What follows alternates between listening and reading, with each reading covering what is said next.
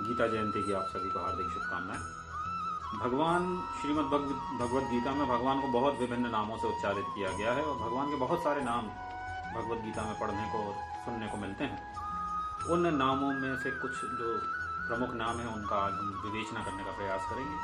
भगवान श्री कृष्ण के विभिन्न नामों के अर्थ को भी प्रकट करने का प्रयास करेंगे कि उनका वास्तविक अर्थ क्या होता है। जैसे भगवान को अच्युत कहा जाता है, अच्युत जो अपनी प्रतिज्ञा और निश्चय से कभी नहीं डिगते और जिनका कभी विनाश नहीं होता, और आदि मध्य और अंत से जो रहित होते हैं वे अच्युत कहलाते हैं। अनंत जिनका कोई अंत ना हो।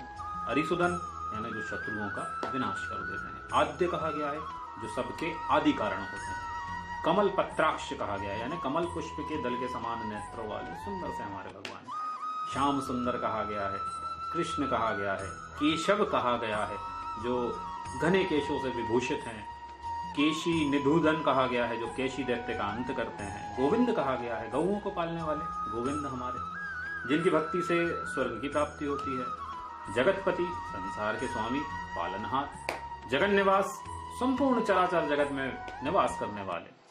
जनार्दन कहा गया है दुष्ट मनुष्यों को दंडित करने वाले, उनको देवता कहा गया है। देव कहा गया है देवताओं के भी जो देवता हैं हमारे भगवान श्री कृष्ण श्री हरि। देववर कहा गया है जो समस्त देवताओं में श्रेष्ठ हैं। देवेश कहा गया है जो समस्त देवताओं के ईश्वर हैं। भगवान कहा ही जाता है, भगवानुवाच बार बार कहा जाता है।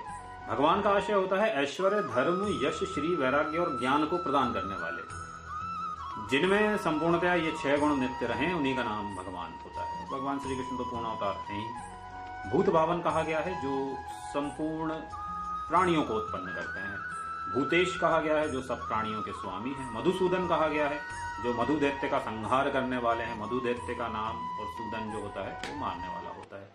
महात्मा कहा गया है महाबाहो बलवान पराक्रमी जिसको कहते हैं वो कहा गया है। माधव कहा गया है जो लक्ष्मीपति हैं, मधुकुल में उत्पन्न होने वाले हैं। यादव कहा गया है यदुवंशी हैं, यादव कुल में उत्पन्न हुए हैं इसलिए। योगी कहा गया है क्योंकि उनसे बड़ा तपस्वी कोई और नहीं। योगेश्वर कहा गया है यानी समस्त योगों का ईश्वर, जिनकी प्राप्ति के लिए योगी सदैव अपने जीवन में तपस्यारत रहते हैं। योगेश्वर भगवान श्री कृष्ण।